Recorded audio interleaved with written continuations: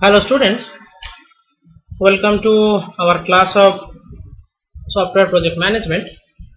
Now in today's class we are going to discuss about project evaluation and review technique or path chart method and critical path method or the CPM method. Now why we have this path chart? Now path chart is used to draw diagram of different activities and their sequence also. Let's take an example.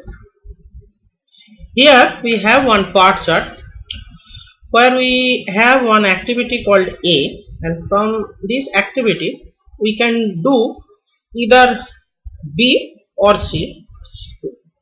After completion of this activity B, we can go to D, where after completion of this activity C, we can go to E, where D and E both meets this node 5, from where we must do activity F.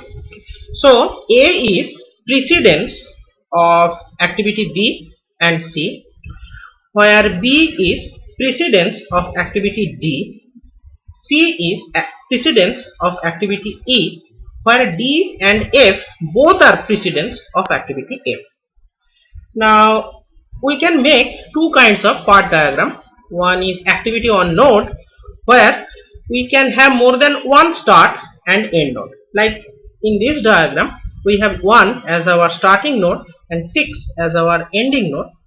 Now this is activity on row diagram, where we have only single start and only one single end, but in some path diagram we can have more than one starting point as well as ending point. Then we call it activity on node.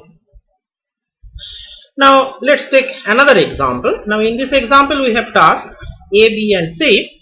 Now if we go by activity on node diagram, where we can have more than one starting point, then see from for task A or B we don't have anything precedence, so simply A and B.